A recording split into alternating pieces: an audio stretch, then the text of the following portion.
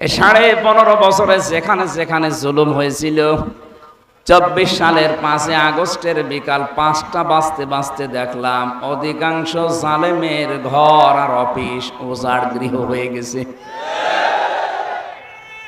আপনাদের এলাকার অবস্থা জানি না, আমার কুষ্টিয়ার হানিফের বাড়ি ইট খুলে নিয়ে চলে গেছে।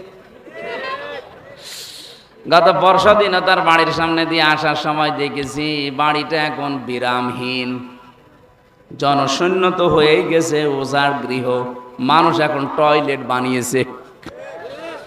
ওনার এক ভাই ছিল তার বাড়ি পর্যন্ত প্রায় 8 তলা বিল্ডিং, টাইলস পর্যন্ত খুলে নিয়ে চলে যাচ্ছে। 6 তারিখে সকালে যেয়ে দেখি অনেকে পায়খানার প্যান পর্যন্ত খুলে নিয়ে চলে যাচ্ছে। যান, মনে হচ্ছে আয়াতটা মনে হয় 5 তারিখে বিকালবেলা আল্লাহ নাজিল করেছে। আপনি দেখেন, ফাতিলকা বুয়ুতুহুম খাবিয়াতান, আল্লাহ বলেন এই যে সেই ঘরগুলো উজাড় করে দিয়েছি বিমা যালামু, এদের জুলুমের কারণে। এই সমস্ত জায়গায় বসে বসে জালেমরা দুর্বিসন্ধি করত।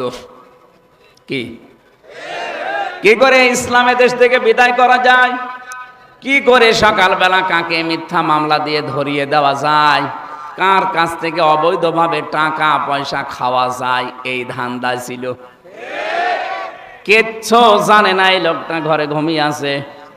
ঘর থেকে সকালে ঘুম থেকে উঠে দেখছে থানার হাজতে। কি গো, তুই গাছ কেটেছিস? কখন? স্বপ্নে। এই চলছিল দেশে, এ গাছ কেটেছে কখন? স্বপ্নে। ও স্বপ্নেও দেখেনি, ওরা স্বপ্ন বানিয়ে মামলা দিয়েছে, গায়েবী মামলা। কি মামলা?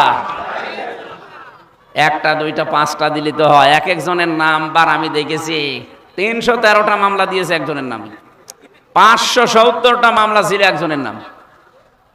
365 দিনে বছর, তার ভেতরে শুক্রবারগুলো শনিবারগুলো বাদ দিলে কয়দিন থাকে? একটা মানুষের যদি 570টা 313টা মামলা দেয়, তো সারা জীবন লাগবে শুধু হাজিরা দিতে। কি করেছিলেন বলেন তো আপনি?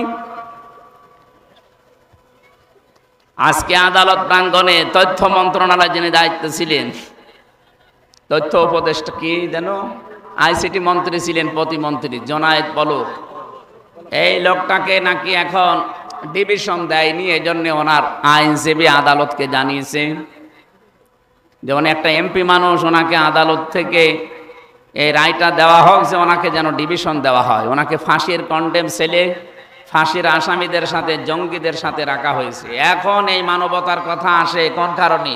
এই 15.5 বছর তো আমরা ওইভাবে ছিলাম। কথা বলেন না কেন? আমারে যে মামলা দিয়েছে, আমারে তো জেলখানায় শ্বশুর বাড়ির মতো থাকার কথা। আপনি আমারে জঙ্গিদের ভেতরে, জালেমদের ভেতরে, এমনকি ফাঁসির কন্ডেম সেলের ভেতরে 3 বছর রাখলেন। অধ্যাপক মিয়া গোলাম পরোয়ার, উনি এমপি না? কথা বলেন না কেন? তারে তো ডিভিশন দিলেন না, তখন তো কোনো কথা আসে নাই মানবতার পক্ষে, মানবাধিকার লঙ্ঘন হচ্ছে এ কথা কখন বলেননি, এখন বলতেছেন মানে? কোন কারণে এসব কথা এখন ছড়াচ্ছেন? তখন আমাদের মাথায় দড়ি বেঁধে নিয়ে যেতেন, তখন মানবাধিকার লঙ্ঘন হয়নি। যত অধিকার লঙ্ঘন হচ্ছে এখন। এমপি সাহেব যারা, মন্ত্রী সাহেব যারা, তাদের জন্য ডিভিশন দেওয়ার নিয়ম আছে। 8 সাল থেকে শুরু করে আজকের এই দিন পর্যন্ত যারা নির্বাচিত হয়েছিল, একটাও কি এমপি? কারণ নির্বাচন হয়নি। আপনি তো ভোট চোর।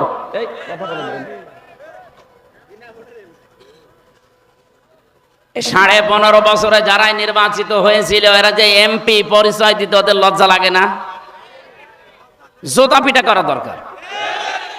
মানুষের অধিকারগুলো নষ্ট করে আবার পরিচয় দেয় আমি সাবেক এমপি। কিসের সাবেক এমপি আপনি? আপনাকে কেউ ভোট দিয়েছে?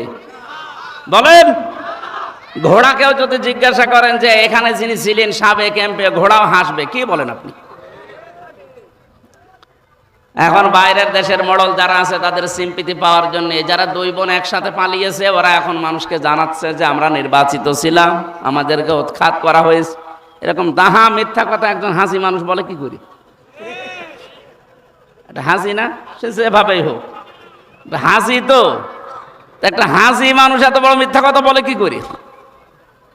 তার ছেলে মেয়ে যে অবস্থায় আছে, তারা বললে নাই মানুষ জানে যে ও মিথ্যা কথা বলিয়ে থাকে, ও বলুক। আর আপনি একটা হাসি মানুষ, এরকম চলছেন তো মিথ্যা কথা বলছেন মানুষকে। শয়তান পর্যন্ত হাসে, কথা বলে না কেন? আমরা মন খারাপ করছি এই কারণে প্রতিবাদ করছি, কারণ আমি হাসি তো আমার গায়ে লাগে। আপনি মিথ্যা কথা বললে মানুষ বরং করে যে হাসি মানেই পাঁচি। আমি আশা করছি যারা পালিয়েছেন, যারা অপরাধী, নিরপরাধ মানুষ কোনোদিন পালায় না, পালায় তো অপরাধীরা। কারণ ও জানে যে আমার জনগণ পেলে পিটিয়ে মেরে ফেলবে। আমি গত বর্ষদিনও আসলাম মৌলভীবাজার থেকে, ওরা আমাকে নামিয়ে দিয়ে গেল হেলিকপ্টারে।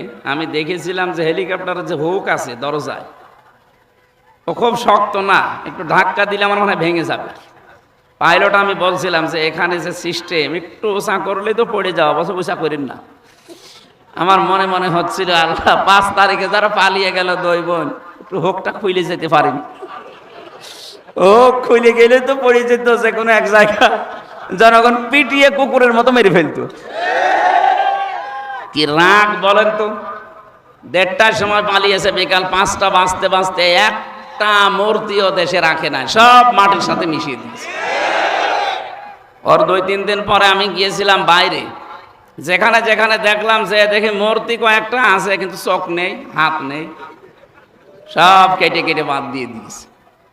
না, এগুলো ঠিক নাই, সংস্কৃতি বাদ দেওয়া লাগবে। এটা মুসলমানের দেশ, আগামীতে কেউ যদি আসেন এই মূর্তির সংস্কৃতি যেন তৈরি না করেন। আমাদের জাতির পিতা হযরত ইব্রাহিম মূর্তির বিরুদ্ধে এসেছিলেন এই দুনিয়ায়, কথা বলেন না কেন? আর আপনারা 96% মুসলমানের দেশে এসে মূর্তি বানানো আরম্ভ করলেন। কত কোটি কোটি টাকা খরচ করে কুষ্টিয়ার 5 রাস্তার মোড়ে যেটা বানিয়েছিল, ছাতা এত শক্ত ভাঙা যাচ্ছিল না, শেষে ক্রেন নিয়ে এসে ভেঙেছে। হ্যাঁ, জেনাইদা তো দেখলাম মূর্তির সাথে আর এক মূর্তি টাঙিয়ে রেখেছে, সব উলঙ্গ করি। ওরে কারা মেরেছে আমি জানি না, আমার মনে হয় আরো বেশি মারার দরকার ছিল শয়তানদের। এমনকি এই জায়গায়, এই ময়দানে মনে হয় গত বছরে এক আলেম আসার কথা ছিল, হাবিবুল্লাহ না কি জানো, তাকে কারা যেন নামিয়ে দিয়েছে স্টেজ থেকে। কোরআনে কারিমের প্রচারে যারা বাধা দিয়েছে এরা ডাইরেক্ট ফতোয়া কাফের। যারা বাধা দিয়েছিলেন কারা আমি জানি না, পালিয়েছে আশা করছি। যদি পালিয়ে না থাকে, ওরা ওদের মরে গেলে যেন জানাজা না হয়, কারণ ও এমনিও জাহান্নামে যাবে, অমনিও জাহান্নামে যাবে। ওরা আগে থেকেই পুড়িয়ে ফেলবেন, তাহলে অন্তত কবরের জায়গাটা বেশি যাবে। 3.5 হাত জায়গা একটা মানুষ ঘর করে থাকতে পারবে, কথা বলে না কেন? আমি 3 বছর যে ঘরে ছিলাম ওটা 3.5 হাতি, এদিকে 3.5 হাত, এদিকে 2.5 হাত। একটা কবরও তো এরকম জায়গায় লাগে। অন্তত যারা কোরআন বাধা দিয়েছে ঝিনাইদহ হরিণাকুণ্ডুতে, এমনকি সারা বাংলাদেশে আলেমদের মাইক কেটে নিয়েছে, এরা মারা গেলে যেন জানাজাও না হয়, কবরও দেওয়া না হয়। ফতোয়া হামজা, আমি বানালাম এটা। সূরা তাওবার 84 নম্বর আয়াতে আল্লাহ ফতোয়া দিয়েছেন, ওয়ালা তুসাল্লি আলা আহাদিম মিনহুম মাতা বাদাউ ওয়ালা তাকুম আলা কবরি ইলা আখিরি আয়া। আল্লাহ পাক বলেন, হে নবী, এদের কবরের পাশে দাঁড়ানো দূরের কথা, এদের জন্য দোয়াও করবেন না। শব্দের দিকে খেয়াল করেন, ওয়ালা তুসাল্লি আলা আহাদিম মিনহুম, বহুবচন দিয়েছেন, এটা জমির। শুধুমাত্র এটা আব্দুল্লাহ ইবনে উবাই না, এর মতো চরিত্র দুনিয়া যারাই তৈরি করবে, উপরে ফিটফাট ভেতরে সদরঘাট। এই আব্দুল্লাহ ইবনে উবাইয়ের উপরে কিন্তু ঠিক ছিল, নবীজির পেছনে নামাজ পড়তো, নবীজির সাথে রোজা রেখেছে, নবীজির সাথে ইফতারি করেছে, ওর দাড়ি টুপি পাগড়ি জুব্বা সব ওকে ছিল।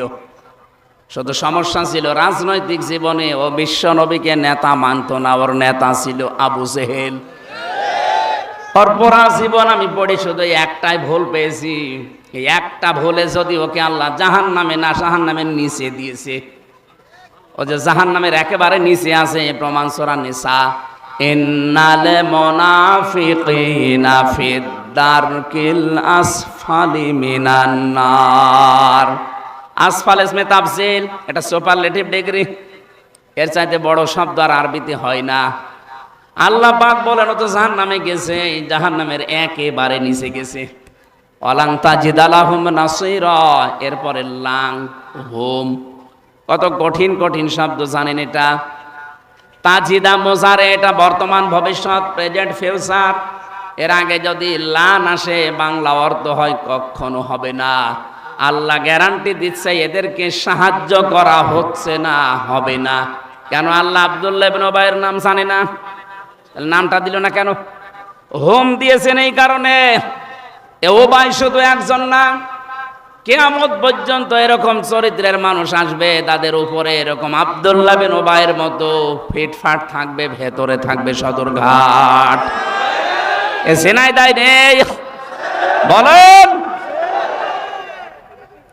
আপনাকে আমি সতর্ক করছি, এরপরও যদি উল্টা বোঝেন আপনারও স্থান হবে উবাইয়ের মতো। আপনি খালি মরিয়েই যাবেন, শুধু জানা যায় নাম কাওয়াজতে হবে, কবরে দেওয়া হবে, কিন্তু জাহান্নামের আগুন থেকে বাঁচতে পারবেন না। এই লোকটা বেঁচেছে জাহান্নাম থেকে, এই কথা বলে না কেন? ওকে আল্লাহ শুধু জাহান্নামে দেয়নি। কোরআনে কারীম সূরা নিসা 5 নম্বর পারা 19 নম্বর পৃষ্ঠার 15 নম্বর লাইনে 138 নম্বর আয়াতের শেষের দিকে আছে, আল্লাহ পাক বলেন, ইন্নাল্লাহা জামিউল মুনাফিকিনা ওয়াল কাফিরিনা ফি জাহান্নামা জামিআ। অবশ্যই আমি জাহান্নামে একত্রিত করব মুনাফিক এবং কাফেরদের। ঝিনাইদহবাসী আল্লাহ আগে নাম দিয়েছেন মুনাফিক না কাফের? মুনাফিক। বলেন বলেন। ইন্নাল্লাহা জামিউল মুনাফিকিনা, অবশ্যই আমি আল্লাহ একত্রিত করব ফি জাহান্নামা, জাহান্নামের মধ্যে। আগে মুনাফিক, এরপরে কাফের। তার মানে মুনাফিক একেবারে নিচে, এরপরে কাফেররা থাকবে।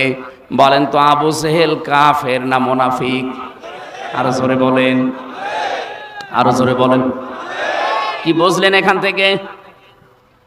আয়াতটার তাফসীর পড়ার পরে আমি আশ্চর্য হয়েছি, আল্লাহ মুনাফিকের উপরে এত রাগ যে ওদেরকে আরো নিচে দেবে। আবু জেহেল আবু লাহাবকে আল্লাহ এত নিচে দেবে না।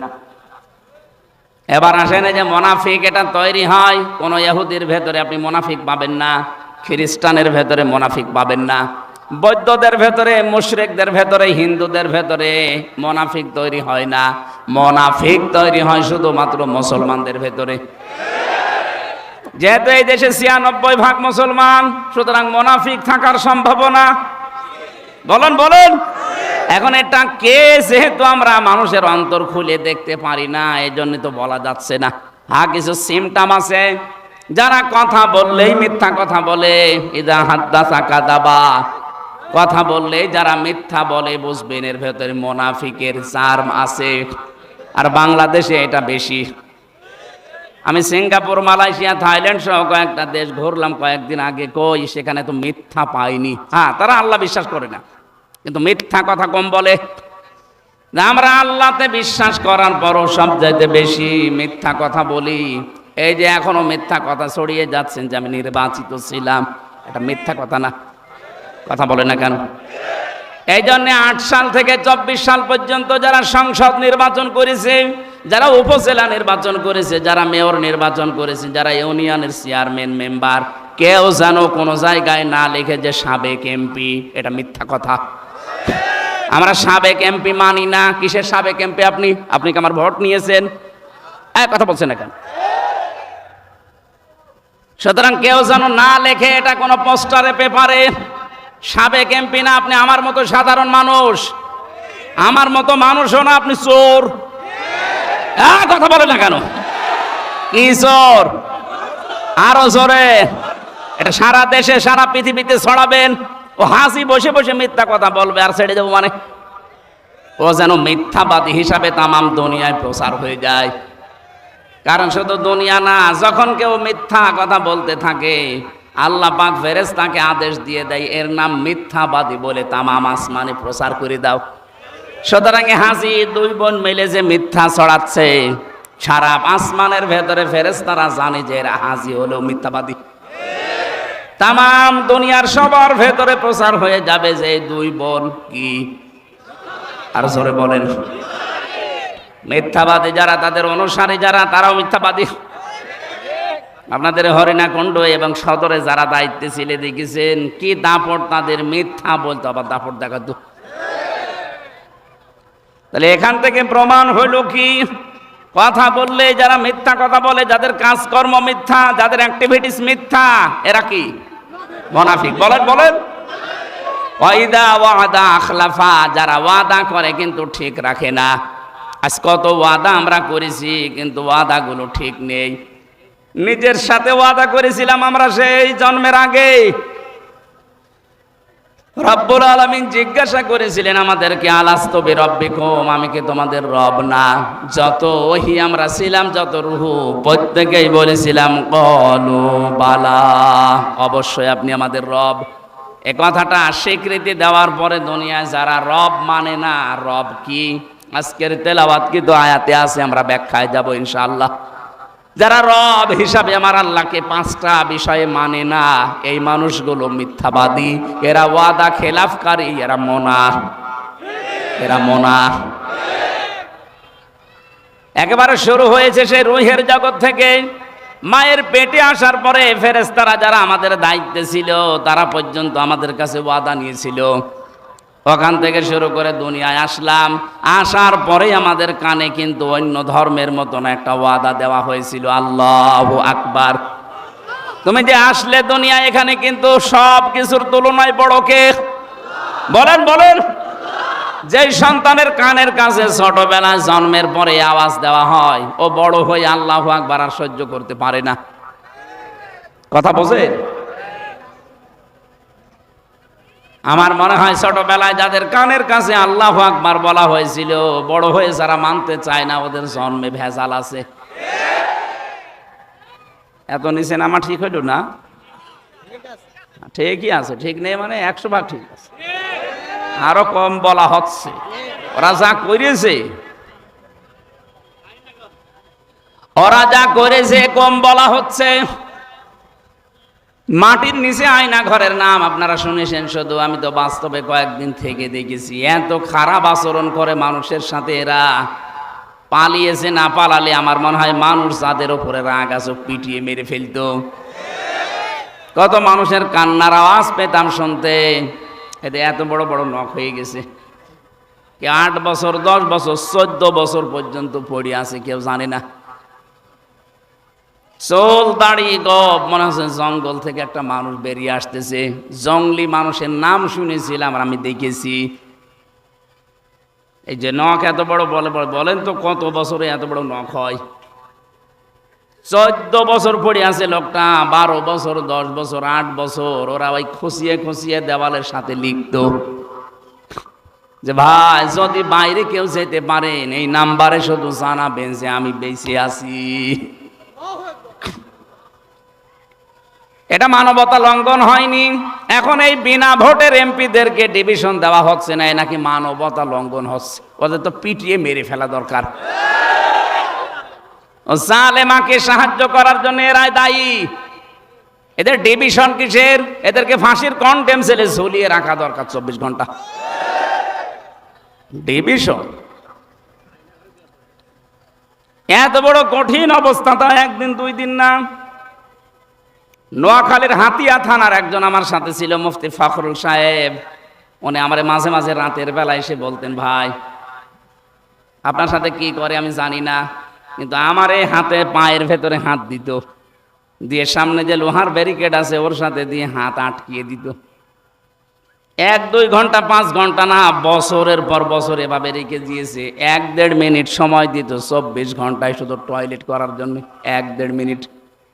1 লোটা পানি দিয়েছে, ওইটা দিয়ে টয়লেট করবো, এটা দিয়ে ওযু করবো, ওইটা দিয়ে খাবে। টের পাচ্ছেন কোথায় পৌঁছিয়েছে ওরা? আর এখন মানবতার কথা বলেন। সকালবেলা কয়েকটা দেখতাম পচা ছোলা দিয়ে গেছে, দুপুর বেলা দিয়েছে 1 মোটা ভাত, মনে হচ্ছে কেউ মাখিয়ে দিয়েছে। ও কুকুরও খাবে না। এভাবে যদি 2-5 দিন করে ছেড়ে দেয়, তাও তো বাঁচা যায়? বলেন তো, একটা মানুষ 8 বছর, 10 বছর, 14 বছর এভাবে বেঁচে থাকে কি করে? আর আপনি এখন বলেন যে আমি কি করেছি, যে আমার পালানো লাগবে। পালালেন কেন? থাকেন না কেন? কি করেছেন? আমি নিজে তো দেখেছি কি করেছেন। জেলে দেওয়ার পরও আপনার রাগ যায়নি, এরপরও আমাদেরকে যোগাযোগ বিচ্ছিন্ন করে রেখেছিলেন। এই বাবাকে আমি 3 বছর পরে দেখলাম। আমি জানি না আমার বাবা বেঁচে আছে না মরে গেছে। আমার দাদা মারা গেছে জেলে থাকতে, আমি জানি না। 7 দিন পরে কারারক্ষী আমার যে বলছে আপনার একজন মরে গেছে। কে কে জানি না। ও শুনেছে একজন মুরব্বী মরেছে, পরবর্তীতে আমি আন্দাজ করে বললাম আমার দাদা মরে গেছে। 3 বছর পরে জানতে পেরেছি আমার দাদা দুনিয়ায় নেই। এত কিছু করার পরে বলে আমি কি করেছি আপনি শর্ট করে ঢোকেন, জানাচ্ছি আপনাকে। বলে আমি শর্ট করে ঢুকবো। শর্ট করে ঢুকবো মানে শর্ট করে ঢুকলে ফট করে আয়না ঘরে ঢুকিয়ে দেবে। একটা ওয়াদাও ঠিক রাখেননি। বলেছিল বাংলাদেশ চলবে মদিনার সনদে, চলিয়েছে মোদির সনদে। মদিনার সনদ বাদ দিয়ে চালিয়েছে কোন সনদ? মোদির সনদ। পুরাটা উল্টিয়ে ফেলেছে। মদিনার সনদে চললে মানুষকে আয়না ঘরে রাখা হয়, গুম করা হয়। এই ভার্সিটির 2টা ছেলেকে গুম করেছে আজ 8-9 বছর আগে, আজও সন্ধান পাওয়া যায়নি। কত মেধাবী ছেলে তারা, মুকাদ্দাস আর অলিউল্লাহ। এই কথা বলছে না কেন? এতে 1-2টা না, আমার মনে হয় আমি যখন ওই মাটির নিচে ছিলাম আমি শুনতে পেয়েছিলাম যে ইলিয়াস আলী বিএনপির ওই নেতা বেশি আছে, কিন্তু না, ওর মেরে ফেলিস তারে।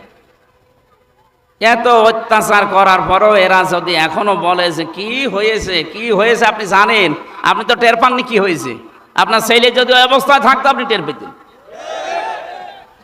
এই জন্য আশা করছি জালেমরা যেন কিয়ামতের আগে এই দেশে আর প্রতিষ্ঠিত হতে না পারে। দরকার হয় এই হরিণাকুণ্ড বাজারে বিভিন্ন জায়গায় জালেমদের বড় বড় ছবি টাঙিয়ে রাখবেন। ওদের কেউ আসলে পিটিয়ে এক জায়গায় করে বটগাছ বানিয়ে রাখবেন। ঘন্টামি করা জায়গা পাও না। খবিয়াতান শব্দের কথা বলেছিলাম যে আল্লাহ উজাড় গৃহ বানিয়ে দিয়েছে। কেন? কারণ তাদের জুলুমের কারণে। এই যে জুলুমের এই নিদর্শনগুলো, ইন্না ফি যালিকা লাআয়াতান লিকাউমিন ইয়ালামুন, এই যে লাম দিয়েছেন। এই আপনি কথা বলেন কেন? দাঁড়িয়ে থাকে থাক, বসে থাকে থাক, আগে কথা শোনেন, এমনি সময় কম। এখানে লামে তাকিদ আছে যারা আরবি গ্রামার জানেন। আল্লাহ বলেন এর ভেতরে নিদর্শন আছে যারা জ্ঞানী মানুষ তাদের জন্য। কি নিদর্শন আছে? শিক্ষা আছে। আমি যা পেয়েছি শোনেন। আল্লাহ জানাতে চেয়েছেন, হে নবী, এই হানিফের বাড়ি, আতার বাড়ি, আপনার এই সমীরের বাড়ি কি করেছেন আমি জানি না। এরকম বহু নেতা এই দেশে 630টা থানা আছে, প্রতিটি থানায় কম বেশি এই 15 বছরের জুলুম হয়েছে। সবচাইতে বেশি হয়েছে ঝিনাইদহ জেলার মহেশপুরে। কথা বলেছে না কেন? বাংলাদেশের সাতক্ষীরা। খালেদা জিয়া ওই দিন যে কান্নাকাটি করেছিল আপনি দেখেছেন। যত কঠিন অন্তরের মানুষ হন আপনার চোখ দিয়েও পানি বের হবে। অথচ 3 বারের প্রধানমন্ত্রী, কথা বলে না কেন? সাবেক সেনাপ্রধানের স্ত্রী, সে একজন, তার সম্মান কি? অথচ তার বাড়ি থেকে এক কাপড়ে বের করে দিলেন। এখনো পর্যন্ত বিএনপিতে যারা আছে তারা এই জালেমদের সিম্পিতি দেখায় না। যা হয়েছে মানে জালেমদেরকে সাহায্য করা, মাফ করে দেওয়া মানে মজলুমের প্রতি অবিচার করা। আমার এই মামলার সাথে যারা জড়িত এদেরকে যদি কেউ মাফ করে দেয় তাহলে আমার সাথে অবিচার করা হবে। আমিও মাফ করতে পারি। কয়েকদিন আগে বগুড়ার এক ওসি, এই 5 তারিখের আগে, ও আমার মাহফিলে উঠতে দেয়নি। আমি পৌঁছিয়েছিলাম আগস্টের 5-এর আগে। মাহফিলে পৌঁছাতে দেরি, ওরে ফোর্স নিয়ে আমার এমন তাড়া দিয়েছে, মাঠের ভেতর আমি 2 কিলো খালি দৌড়িয়েছি। পা মা কেটে কি অবস্থা হয়েছিল। 5-এর পরে ওর চাকরি চলে গেছে। ওর বিভাগীয় মামলা হয়েছে। আমি এক জায়গায় বলেছিলাম ওরা আমি খুঁজতেছি, যদি পাই ওরা আমি ন্যাংটা করে ছাড়বো। ও শয়তানের কানে কিভাবে যেন গেছে। সেই দিনে সিরাজগঞ্জ রোডে এক হোটেলে খবর পেয়েছে যে এখানে আছে। ও এতদিন লুকিয়েছিল কক্সবাজারে, চলে এসেছে রাতের বেলা। কিভাবে আমার গাড়িটা ধরে ওই হোটেলে আমি চা খাচ্ছি, আমারে বসে, হুজুর আমারে মাফ করে দিন। কে আপনি? আমার ওসি। আপনারে তো খুঁজছিলাম, আপনি মাফ চাবেন। ওই দিন আমার গাড়িটা আন্দাজে ধরে নিয়ে গিয়েছিলেন, 1,13,000 টাকা নিয়েছেন বিনা কারণে। ওই যে বাড়ি ভাইয়ের গাড়ি ছিল আগে, ওই টাকা ফেরত দেন, এরপরে মাফ চান। টাকা আনি না, টাকা না দিলে মাফ নেই। এই 15.5 বছরে যাদের কারণে আপনি ব্যবসা করতে পারেননি, যারা চাঁদাবাজি করেছে, আপনাকে চাকরি করতে দেয়নি, বাড়িতে ঘুমাতে দেয়নি, কথা বলেন না কেন? এই যে এই মানুষটা বাড়ি ঘুমাতে পারতো, কোথায় গাছতলায়, কোথায় বাঁশতলায়, কোথায় সে ক্ষেতের ভেতরে থাকা লেগেছে, যার কারণে আপনি ছেলেকে চাকরি দিতে পারেননি, শুধু উল্টাপাল্টা নাম দিয়ে চাকরি থেকে বাদ দিয়ে দিত। যারা গম করেছে, খম করেছে, মিথ্যা মামলা দিয়ে, মিথ্যা সাক্ষী দিয়ে জেল খাটিয়েছে, তারা এখন আস্তাগফিরুল্লাহ পড়বে আর মাফ হয়ে যাবে। আল্লাহ কি ওই রকম নাকি? জীবনও না। হ্যাঁ, ওনার সাথে যদি কোনো অধিকার আপনার নষ্ট হয়, আপনি নামাজ পড়েননি, আল্লাহ মাফ করে দিতে পারে। কি কথা বলে না কেন? ফায়াগফিরু লিমান ইয়াশা ওয়া ইউআযযিবু মান ইয়াশা, ইচ্ছা করলে মাফ করে দেবে, ইচ্ছা করলে শাস্তিও দিতে পারে। কিন্তু হামজার সাথে যা হয়েছে, আল্লাহ এটা মাফ করবে না। আগে আমার ক্ষতিপূরণ দেবেন, এরপরে আস্তাগফিরুল্লাহ পড়বেন। আপনি মাফ চাচ্ছেন আল্লাহর কাছে, আপনি কি আল্লাহর কাছে অপরাধী? বলেন, নিজের বিবেকে কি বলে? আপনি দোষ করলেন হামজার কাছে, হামজাকে তার জায়গা মতো যেতে দিলেন না, মিথ্যা একটা মামলা দিয়ে, মিথ্যা সাক্ষী দিয়ে আপনি জেলে আটকে রাখলেন, যে কষ্ট দিলেন। এখন যদি আস্তাগফিরুল্লাহ পড়েন, আল্লাহ যদি মাফ করে দেয়, আমার উপর তো অবিচার করা হবে না? শুধু আমি একা, এদেশে লক্ষ লক্ষ হামজা এরকম বিপদে ছিল। সুতরাং যারা মাফ চাইতে চান, হ্যাঁ আমি আপনাদের মাফ করে দিয়েছি। আমার বাবার কাছ থেকে যে টাকা নিয়েছিলেন, আমার ধরার পরেই বলেছিল 10 লাখ টাকা দেন, নয়তো 50টা মামলা দেব।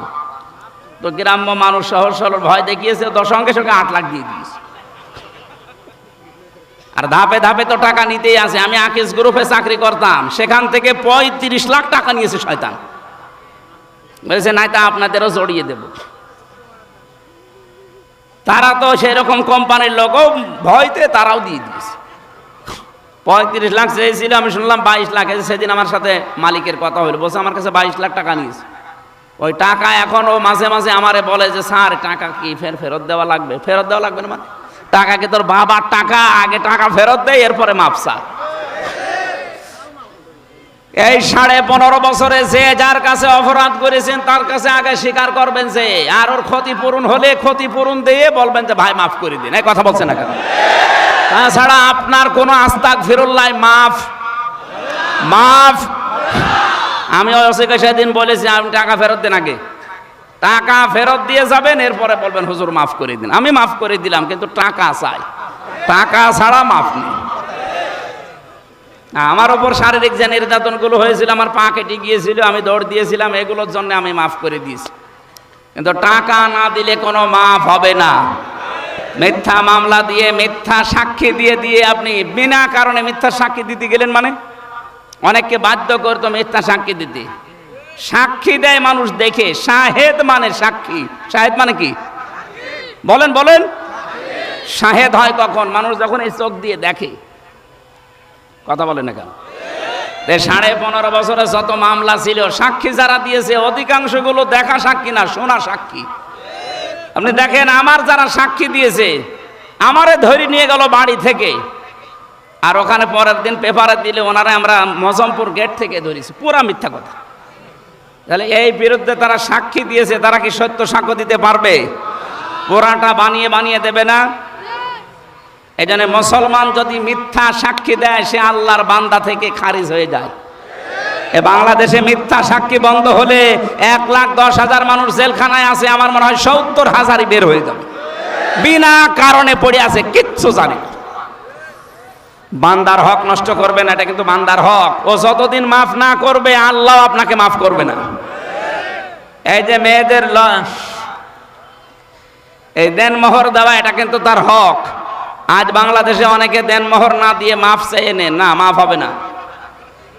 আগে দেনমোহরের টাকা দেওয়া লাগবে। এক কথা বলে না কেন? দেনমোহর শোধ আছে কার কার? হাত তোলেন তো। ও আমার বাপ তো হাত তুলছে না। আমার আব্বা ধরা খাবে। আব্বা কত আপনার দেনমোহর কত দেওয়া লাগবে? আপনার দরকার টাকা না থাকলে আমারে বলেন, আমি টাকা দেবো, এটা মারে দেওয়া লাগবে না। আমার আব্বার মনে হয় বাকি আছে। হাত তুলছে না কেন? বাকি নেই? ক টাকা?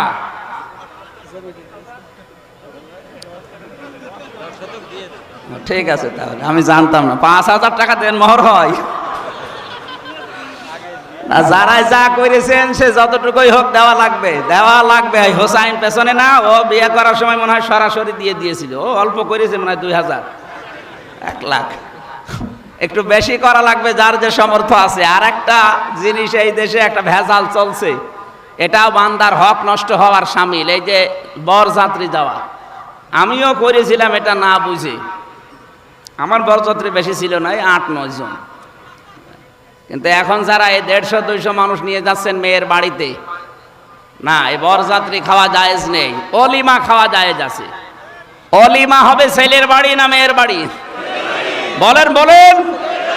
সম্মানিতা মা বোন যারা এসেছেন, বরযাত্রী আসবে, এই বিয়ে আর করবেন না, ও এমনি বাধ্য হয়ে বিয়ে করবে। আপনারা শক্ত হন, দেখেন ও বাধ্য হয়ে বিয়ে করবে। করবে না মানে ওর বাপ করবে। আপনারা শক্ত হবেন, বলবেন না কিসের বরযাত্রী, দরকার হয় আমরাই উল্টো করে মেয়ের বাড়ি থেকে আপনার বাড়ি যাব। কারণ নবীজি যত বিয়ে করেছিলেন, বরযাত্রী না অলিমা? আরো জোরে বলেন। মাওলানা হোসাইনের 2 মেয়ে, আমারও তো 3 মেয়ে, এই জন্য বারবার অলিমার কথা বলছি যেন আমরা বেশি যাই না। ভাই, এটা হাদিস। হক কলেবাদ নষ্ট হচ্ছে এর দ্বারা। আশা করছি সামনে হাসি খুশি হোক আর পাগলামি করে হোক, কোনো ছেলের বাবা এই কাজ করবেন না। আপনি নিজেও জাহান্নামে যাচ্ছেন হারাম খাবার খেয়ে, ওই বরযাত্রীগুলো হারাম খাবার খাওয়াচ্ছেন। কারণ মেয়ের বাবা তো আর ইচ্ছা করে আপনাকে খাওয়াচ্ছে না, বাধ্য হয়ে। এ কথা বলে না কেন? 18 বছর, 20 বছর, 25 বছর একটা মেয়ে এত সুন্দর করে মানুষ করার পর কষ্ট করে আপনাকে দিচ্ছে, এরপরও 150 মানুষ খাওয়ানো লাগবে মানে? আপনি এত বড় জালেম। বরযাত্রী গেছেন কারা কারা? হাত তোলেন তো। ফকির, আমরা আর বরযাত্রীর সামনে যাব না, যে বিয়েই হোক যাব অলিমায়। কিসে যাব? হক্কুল ইবাদের ভেতরে সূরা নিসার 36 নাম্বার আয়াত, 35 নাম্বার আয়াত না 36 নাম্বার আয়াতে হক্কুল ইবাদের এখানে সিরিয়াল করা আছে। আপনার প্রতিবেশীরও হক আছে। আজ হাজারো মানুষ নামাজ পড়ে, রোজা করে, কিন্তু প্রতিবেশীর সাথে আচরণ খারাপ করে, তার হক আদায় করে না। এই লোকটা কিয়ামতে ধরা খাবে। নবীজি বলেন, আমাকে জিবরাইল এত বেশি প্রতিবেশী সম্পর্কে কথা বলছিল, মনে হচ্ছে আমার জমি জায়গার ভাগ প্রতিবেশীকে দেওয়া লাগবে। অথচ অনেক মেয়ে আছে, অনেক পুরুষ আছে, প্রতিবেশীর সাথে ঝগড়া করে কথা বন্ধ করে দেয়। কথা বলে না কেন? আপনি ছাড় দেবেন প্রতিবেশীকে। দুনিয়ায় যদি কিছু নাও পান, কিয়ামতের ময়দানে প্রতিবেশীর এই ছাড়ের কারণে আল্লাহ পাক আপনাকে মাফ করে দেবেন। যারা জমি জায়গা ফাঁকি দেন, হক হক, এই যে জমির শরিক ফাঁকি দেওয়া, 2টা ক্ষতি হবে আপনার। আমার বংশে আমি অনেককে পেয়েছি যারা শরিক ফাঁকি দিয়েছে, তাদের 2টা ক্ষতি হয়ে গেছে। 1 নম্বরে তাদের চেহারা নষ্ট হয়ে যাবে, 2 নম্বরে মরণের সময় তারা ঈমান পাবে না, বেঈমান হয়ে মারা যাবে। বোনের জমি ফাঁকি দিয়ে বসে আছেন, ভাইয়ের জমি ফাঁকি দিয়ে বসে আছেন। হজে যাবে, হজে যাওয়ার আগে ছেলের নামে ভালো ভালো জমি জায়গাগুলো সব লিখে দেয়, আর মেয়ের মাথায় হাত দিয়ে বলে, মা তোর জন্য দোয়া করে দিলাম। এটা একটা নির্ভেজাল শয়তান। এক কথা বলে না কেন? এইটা না, এইরকম যারা আছে শরিক ফাঁকি দেওয়া যাবে। আরে ভাই, আল্লাহর সাথে সে একটা আছে, নামাজ পড়েন না, রোজা রাখেন না, হজ করেন না, আল্লাহ ইচ্ছা করলে মাফ করে দিতে পারে। তো হক্কুল ইবাদ এটা জীবনও মাফ হবে না যতক্ষণ ওই লোকটা মাফ না করবে। বলেন, আগে মেয়ের জমি ফেরত দেন, এরপরে বলেন তোর জন্য দোয়া করলাম। কথা বলেন না কেন? সম্মানিত মা বোনেরা, স্বামীর হক আছে আপনার প্রতি, স্ত্রীর প্রতি আছে স্বামীর হক, স্বামীর প্রতি আছে স্ত্রীর হক। বিশ্বনবী জানিয়েছেন, ওই স্বামী আল্লাহর কাছে উত্তম স্বামী যে স্বামী তার স্ত্রীর কাছে উত্তম। আজ হাজারো পুরুষ মানুষ বাইরে অনেককে আমরা ভালো বলে দেখি, কিন্তু স্ত্রীর কাছে সে ভালো না। না, আমরা এমন চরিত্র নিজে আজকে থেকে অর্জন করার চেষ্টা করব, বাইরে যেমন আমাদের ভেতরে যেমন ওই রকম হয়। কথা বলেন ঠিক কিনা? এটা তিরমিজি শরীফের হাদিস। নবীজি বলেন, ইদা নাসারা ইলাইহা সাররাতুহু, স্বামী যখন বাইরে থেকে আসবে, মেয়েদের অভ্যাস, মেয়েদের আচরণ হবে স্বামীকে আনন্দ দেওয়া, হাসি মুখে কথা বলা, অভ্যর্থনা জানানো, সালাম দেওয়া। পরিবারে এখন সালাম তো উঠে গেছে, সালামের পরিবর্তে মুখ বন্ধ করে এমন অবস্থায় থাকে মনে হয় শয়তান ওকে চেপে ধরেছে। কোন মানুষ যদি পরিবারে ঢুকে সালাম দান করে, সারাদিন 24 ঘন্টায় যদি 25 বার সালাম দিতে পারে, ওই দিন মারা গেলেও শাহাদতের মরণ পাবে। এই ছোট আমলটা জারি করেন আজকে থেকে। আমি সহ যারা এসেছি, পরিবারস্থ লোক হোক, বাইরের লোক হোক, ছেলে হোক, মেয়ে হোক, বেটার বউ হোক, সালাম কি দেওয়া লাগবে? আরো জোরে বলেন। এই জন্য স্বামী আসলে আগে সালাম দেবেন। 2 নম্বরে ওয়াইদা গাবা আনহা হাফিজাতুহু, স্বামী যখন বাইরে যাবে নিজেকে হেফাজত করে রাখবেন। স্বামী বাইরে গেলে অনেকে দেবরের সাথে লাইন করে, জেনায় দায় নেই। এই যে মোবাইলে কথা বলে মেয়েরা, কি আওয়াজে কথা বলবে, এই আওয়াজ পর্যন্ত আল্লাহ কোরআনে দিয়েছেন। সূরা আহজাব 22 নম্বর পারা 1 নম্বর পৃষ্ঠা 3 নম্বর লাইনের 32 নম্বর আয়াতের তাফসীর পড়ে নেবেন। মেয়েরা যারা এসেছেন, সূরা আহজাব 32 নম্বর আয়াত, তাফসিরে খাজেন, তাফসিরে ইবনে কাসির কিনে দেখবেন, বাংলায় লেখা আছে। আপনি মোবাইলে, ফোনে, ফ্যাক্সে কিভাবে আওয়াজ দিয়ে কথা বলবেন, এই আওয়াজ পর্যন্ত আল্লাহ কোরআনে দিয়ে দিয়েছেন। জোরে বলেন সুবহানাল্লাহ। 14 জন পুরুষের সাথে আপনি কথা বলতে পারবেন ফ্রি মাইন্ডে। কয়জন বলেন? বলেন। 1 নম্বর আপনার বাবা, 2 নম্বর আপনার আপন ভাই, ওই খালা তো ভাই, মামা তো ভাই না। 3 নম্বরে আপনার ছেলে, 4 নম্বরে আপনার মেয়ের যে জামাই আছে, মেয়ের জামাই। মেয়ের জামাই কি বলে? না না, মেয়ের স্বামী। এই শাশুড়ির কি হয়? জামাই হয়। এদিকে স্বামী বলে, ওই রংপুরের লাইনে একটু ঝামেলা, ওরা জামাই বলে, শেষে উল্টিয়ে যায় না। এরকম 14 জন আছে, আপন ভাইয়ের ছেলে, আপন বোনের ছেলে, এরকম 14 জন সূরা নিসার ভেতরে 21 নম্বর আয়াতের তাফসীরে আছে।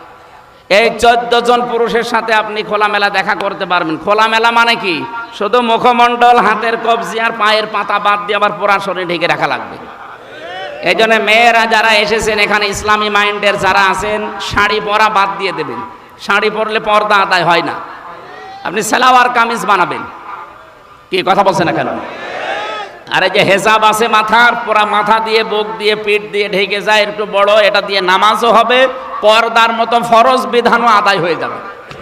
হঠাৎ করে কারো সামনে পড়লে আপনার যেন পর্দা লঙ্ঘন না হয়। এই জন্য আজকে থেকে শাড়ি মাইনাস, শাড়ি ডিলিট করে দেবেন। এখন থেকে সালোয়ার কামিজ বানাবেন, ঠিক আছে? আমি মদিনার মিউজিয়ামে গিয়েছিলাম, হযরতে ফাতেমাতুজ জোহরার পোশাক ওখানে একটা আছে। ওনার কি জানি না, কিন্তু ওইটা এখন দেখায়। এই যে এত পর্যন্ত হাত, এখন পা পর্যন্ত লম্বা, আপনার ভেতরে ব্লাউজ থাকবে, নিচে ছায়া থাকবে, পায়জামা থাকবে। আশা করছি এই বিষয়গুলো সামনে থেকে, মেয়েদের এটা ইবাদত। এটা কি বলেন তো? আমরা মনে করি শুধু নামাজ পড়া, রোজা রাখা আর বোরকা পরা ইবাদত না, এইটাও ইবাদত। স্বামী বাইরে গেলে নিজেকে হেফাজতে রাখবেন। স্বামীর সম্পদ, স্বামীর সন্তান। স্বামীকে না বলে আপনি ফকিরকে দানও করতে পারবেন না। আর আপনি স্বামীকে না বলে চুরি করে দোলা ভাইকে দিয়ে দিচ্ছেন, বলেন সুবহানাল্লাহ। 3 নম্বরে ওয়াতুইনু আলা দীনি যাওজাতিহা, স্বামী যদি বাইরে থাকে, দ্বীনের কাজে, ইসলামের কাজে, মানবতার কাজে তাকে সাহায্য করবেন, উদ্বুদ্ধ করবেন, সময় দেবেন, ছাড় দেবেন। এক কথা বলেন কেন? আপনার স্বামী বাইরে মানুষের জন্য কাজ করে বেড়ায়, দ্বীনের প্রচার করে, দ্বীন প্রচারের জন্য কাজ করে, আপনি শুধু বাড়িতে বসে তাকে একটু ছাড় দেন, বাড়ি বসে বসে আপনি ওই কাজের সওয়াব পেয়ে যাবেন। এই জন্য সুস্থ অবস্থায় যদি আমরা ইবাদত বন্দেগীগুলো করি, অসুস্থ হয়ে গেলে ওই ইবাদতের সওয়াব আল্লাহ জারি করে রাখবে, বন্ধ করবে না। জোরে বলেন আল্লাহু আকবার। 4 নম্বরে, স্বামী যদি আপনাকে কোনো জায়েজ কাজের হুকুম করে, জীবন থাকতে আপনাকে মানা লাগবে। আল্লাহ আপনাকে তৌফিক দিন, বলেন আমিন। কি এটা কি? ঠিক আছে, এটা এখানে লিখেছেন আপনারা, সম্মানিত মেহমান সালামবাদ। মহিলারা ইসলামী আন্দোলন করতে পারবে কিনা? কি পারবে না মানে ফরজ। নারী পুরুষ প্রত্যেকের জন্য দিন কায়েমের চেষ্টা করা ফরজ, কিন্তু ক্ষেত্র হবে আলাদা। মেয়েদের ক্ষেত্র মেয়েদের ভেতরে, পুরুষের ক্ষেত্র পুরুষদের ভেতরে। কথা বুঝতেছেন? কিন্তু দিন কায়েম করা এই জমিনে নামাজের মতো, রোজার মতো, এটা ফরজ। এটা না হলে আপনি নামাজও সঠিকভাবে পড়তে পারবেন না, এটা না হলে রোজাও আপনি ঠিক মতো রাখতে পারবেন না। এজন্য নারী হোক পুরুষ হোক, স্ব জায়গায় থেকে দিনের কাজ করা ফরজ। ফরজ এবং ফরজ, আমাদের ছাড় দেওয়ার মন মানসিকতা স্বামী স্ত্রীকে, স্ত্রী স্বামীকে আল্লাহ যেন দান করে দেয়। আর মাঝে মাঝে এই দোয়াটা জারি রাখবেন। সূরা ফুরকানের ৭৪ নম্বর আয়াত, রব্বানা হাব লানা মিন আজওয়াজিনা ওয়া যুররিয়াতিনা কুররাতা আ'য়ুনি ওয়াজআলনা লিল মুত্তাকিনা ইমামা। বলেন আল্লাহু আকবার। এটা পরীক্ষিত দোয়া। যদি আপনি এই দোয়াটা একাধারে ৩ মাস পর্যন্ত পড়তে পারেন প্রতিনিয়ত নামাজের পর, বলা হচ্ছে আল্লাহ তুমি আমাকে একটা নেককার স্ত্রী দাও, সন্তানগুলো এমনভাবে তৈরি করে দাও যাদের দেখলে আমার চোখ জুড়িয়ে যায়। এটা তো কোরআনের আয়াত, আল্লাহ নিজে আয়াতটা বানিয়েছেন। আমরা যেন আজকে থেকে পারিবারিক জীবনে আয়াতটা পড়ি। বলেন আমিন। এখানে হক মেয়েদের যে 4টা বললাম, যদি মেয়েরা এই 4টা হক পরিবারে আদায় করে, জান্নাতের 8টা দরজা আল্লাহ মেয়েদের জন্য খোলা রাখবেন। বলেন সুবহানাল্লাহ। রব সম্পর্কে আলোচনার জন্য আমি বসেছিলাম, তা আপনারা সময়টা মানে দেরি হয়ে গেছে। আগামীতে এই জোড়াদা স্কুলে, হাই স্কুল জোড়াদা, এবং এর পাশের গ্রাম কি যেন রামদিয়া না, ওই যে ডাক্তার নজরুল সাহেব নিয়েছে কাজীপুর, ওখানে আমি আসবো। সামনে আসলে ওই জায়গায় রাতের বেলা ওখানে কথা বলবো ইনশাল্লাহ। আর আজকে মাহফিল আছে, আমার সাথে জেলে ছিলেন মুফতি জসিমউদ্দিন রহমানী সাহেব, 12 বছর তিনি জেল খেটেছেন। উনি আসবে আপনাদের হরিণাকুণ্ড উপজেলা ফুটবল ময়দানে, আজকে মনে হয়, আজকে অবশ্যই যাবেন। খুব ভালো আলেম, যদিও উল্টাপাল্টা মামলা দিয়ে তার জীবনটা নষ্ট করে দিয়েছে সরকার। ওখানে যাবেন, কথা শুনবেন মুফতি জসিমউদ্দিন সাহেবের, আমার সালাম পৌঁছাবেন ওখানে। আমি মনে হয় আজকে আর চালাতে পারছি না, কারণ আর 2-3 মিনিট পরে আজান হবে। এখানে নামাজ যারা পড়বেন আশপাশে পড়ে নিন। আমার রাত্রে মাহফিল আছে শৈলকুপা বাজারে, ওখানে যাওয়ার দাওয়াত দিলাম। আল্লাহুম্মা আমিন। লা ইলাহা ইল্লা আনতা সুবহানাকা ইন্নী কুনতু মিনাজ জালিমিন। এই মোনাজাত বসে করেন, যারা মায়েরা এসেছেন, বোনেরা এসেছেন, ভাইরা, বাবারা, একটু মোনাজাতটা বসে করেন। কয়েক মিনিট আমরা মোনাজাত করব, বসেন। আর দিনের বেলা এভাবে আর তাফসীর মাহফিল দিবেন না, আমাদের আয়াত শেষ হয় না, আলোচনা গোছানো যায় না। লা হাওলা ওয়ালা কুওয়াতা ইল্লা বিল্লাহিল আলিয়্যিল আযীম।